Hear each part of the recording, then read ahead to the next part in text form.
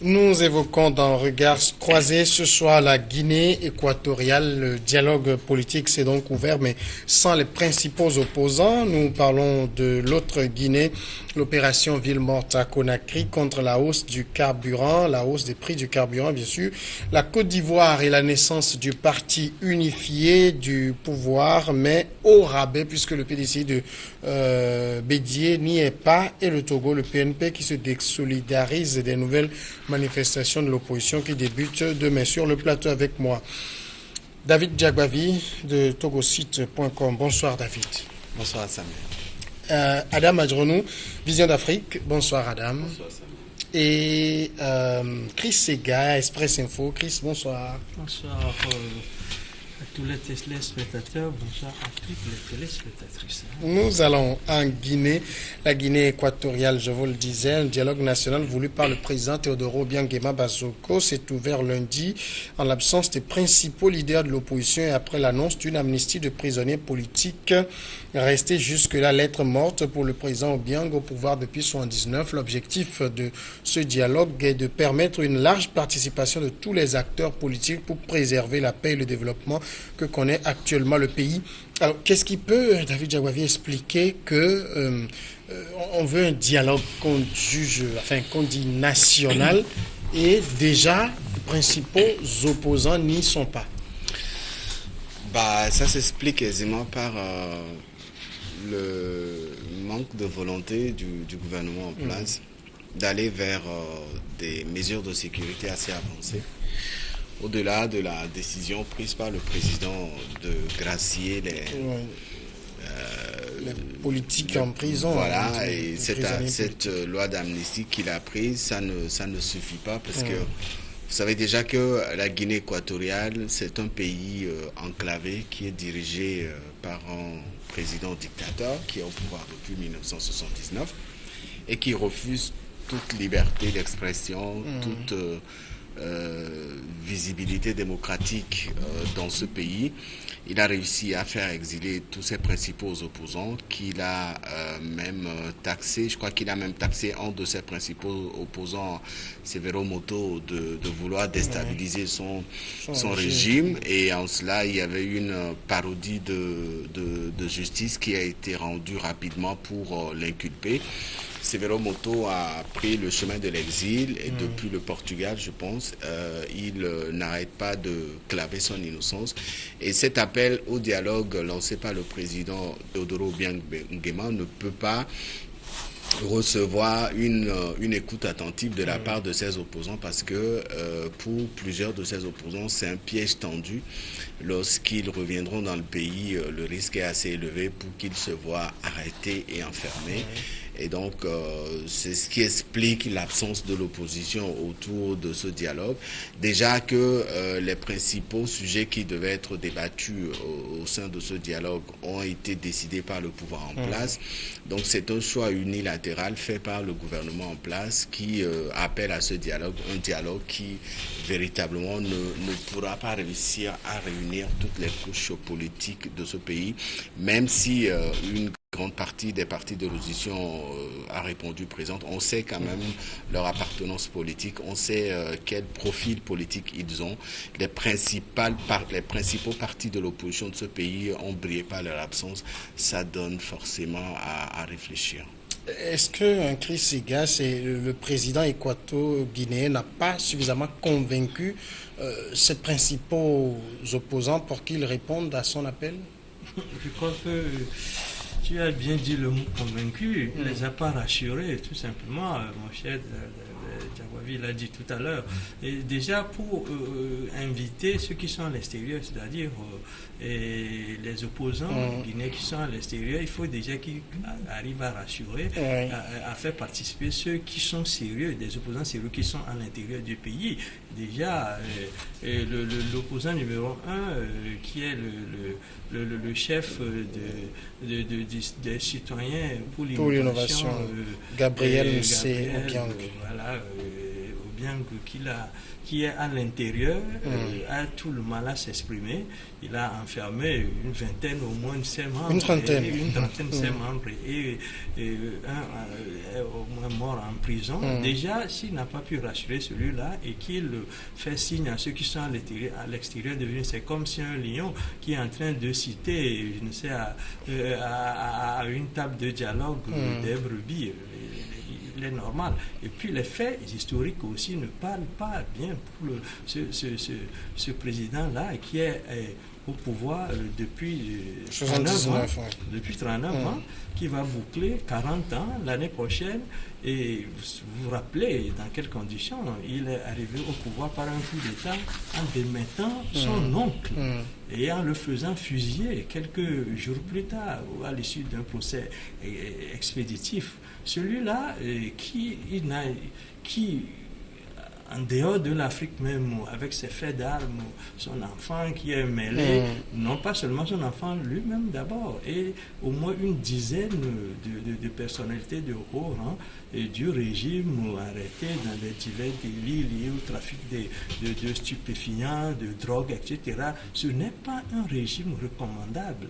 Celui-là, lorsqu'aujourd'hui il appelle, et pour la 6e fois, parce que c'est le 6e dialogue, si je me rappelle bien, il appelle ses contradicteurs, qu'il a fait fuir, de revenir pour qu'il fasse un dialogue.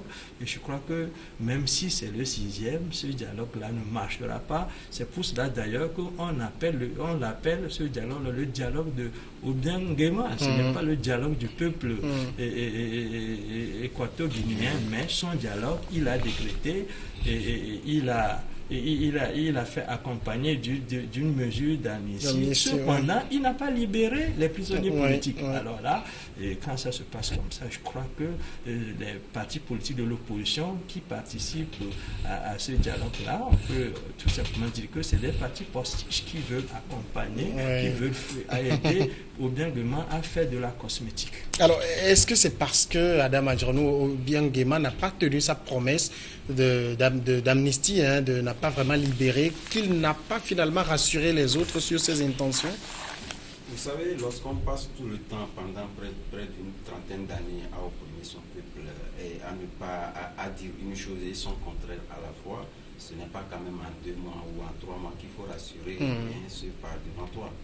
Vous savez, lorsque Obiang Nguema avait lancé donc cet appel aux opposants, il fut un moment, après 2 semaines ou 3 semaines, il y avait son fils qui avait donc décrété une situation d'instabilité qui n'avait donc pas convaincu la population dans son ensemble. Donc vous voyez, autant de mesures qui sont liées donc à cet appel-là qui font qu'aujourd'hui, disons la population, du moins c'est les opposants en exil, ils sont méfiants. Donc sont très méfiants et donc ces propos n'ont pas tellement fait bonne recette parce que craignant toujours que l'homme ne sait pas démettre de ses vieilles habitudes. Et naturellement, comme son fils aussi, comme je viens de le dire tantôt, est entremêlé, est en contradiction avec les propos du père, cela ne rassure pas. Donc c'est de bonne guerre que ces opposants-là ne puissent pas participer à ce dialogue-là. Mais je pense que la bonne foi d'Obiang Nguema pouvait être revue sur d'autres champs qui peuvent donc naturellement rassurer plus ou moins ces opposants-là, pouvoir donc rejoindre le bercail et pouvoir encore poursuivre les dialogues. Il y en a toujours, il est au 6e, donc encore rassurer davantage. Mais n'était-il pas quand même indispensable, David, que ces opposants prennent Obiang à son jeu, participent et posent leurs conditions? D'abord, pour pouvoir poser les conditions, il faut participer à ce dialogue. Il faut avoir toutes les garanties pour s'assurer que lorsque vous allez arriver en Guinée équatoriale, vous serez en sécurité. Ces garanties n'ont pas pu être données par Nguema à ses opposants. Severo Moto, aujourd'hui, s'il a choisi l'exil, c'est parce qu'il a peur pour sa sécurité à l'intérieur de ce pays-là. Et c'est un pays qui est dirigé par un président fermé à la démocratie et à l'alternance surtout. Et donc, si ces opposants acceptait de venir, c'est ouvrir la porte pour se jeter dans la gueule du loup directement, puisque Nguema n'hésitera pas à profiter de leur présence pour réveiller de vieux dossiers, pour leur créer d'autres ennuis et leur fermer les frontières du pays, ce qui les empêchera de repartir. Donc ces opposants, même de loin, depuis leur exil, arrivent à empêcher le président équato-guinéen de dormir. Et donc ceux qui sont à l'intérieur du pays, ces petits opposants, entre parenthèses, comme un expert ou un analyste les a qualifiés la dernière fois sur une radio internationale, ces petits opposants justement ont accepté de jouer le jeu de Nguema parce qu'ils ont besoin de ce dialogue pour se faire entendre, pour d'abord se faire un peu de ressources financières et puis également se faire connaître. Et donc ces opposants ne représentant pas la grande majorité de la population équato-guinéenne ne pourront pas justement aller poser les conditions ou ne pourront pas aller discuter avec le gouvernement sur des questions, sur des sujets qui fâchent et qui divisent la classe politique de ce pays. Aujourd'hui, qu'est-ce que l'opposition demande? L'opposition demande une alternance à la tête de ce pays. L'opposition demande l'organisation des élections crédibles et tout. Les dernières élections organisées dans ce pays ont démontré à suffisance que Nguema a la main mise sur tout l'appareil électoral et donc c'était une parodie d'élection qui a été organisée. Ces opposants ont peur de revenir dans leur propre pays parce que en face, ils ont un président qui ne veut pas les sentir. Et cet appel au dialogue est interprété par beaucoup comme un piège qui risquerait de se fermer sur eux s'ils revenaient en Guinée équatoriale. D'ailleurs, il y a un diplomate européen d'Afrique centrale qui a qualifié le dialogue de jeu de dupes. Et tout le monde le sait, c'est ce qu'il a dit. Mais en tout cas, la classe politique, l'opposition, Chris Sega, qui y participe aussi, se fait entendre puisqu'il y a le secrétaire général de Convergence pour la démocratie sociale qui a demandé la démission du gouvernement. Il dit que ce gouvernement est incapable d'appliquer et de respecter les lois. Il doit démissionner parce qu'il estime que la mesure d'amnistie, c'est au gouvernement de prendre les dispositions pour l'appliquer et ne l'ayant pas fait, il doit démissionner. Donc eux aussi, ils ne font pas de la figuration là-bas. Bon, ben, de toute façon, si celui-là, il a l'habitude des coups de griffe comme ça, et de toute façon, je crois que c'est le moins de mal, sans doute, pour ce régime-là. S'il est toléré et s'il est resté, ça voudra dire que il a beau se faire entendre de cette façon-là, mais il constitue le moins de mal pour ce régime-là. Mais ceux qui peuvent embêter, en tout cas, électoralement parlant, Nguesso sont ailleurs, Nguema sont hors du territoire. Mais si Nguema a besoin de prouver sa bonne foi, il n'avait qu'à libérer au moins ceux qui sont détenus si à l'intérieur du pays, qui sont des prisonniers politiques et que lui ne reconnaît pas comme tel et qu'il refuse de libérer. Donc en Guinée équatoriale, on peut vous arrêter pour n'importe quoi, parce que tout le monde a de petits dossiers. N'oubliez pas que pendant longtemps, ce pays-là, il est établi que ce pays est un des 6 narco-États de l'Afrique. Alors ça voudra dire que c'est un pays où les gens, à un moment donné, en tout cas, ont fait ce qu'ils... on fait du n'importe quoi. En tout cas, les gens ont des dossiers, les gens craignent justement de revenir, non pas forcément parce que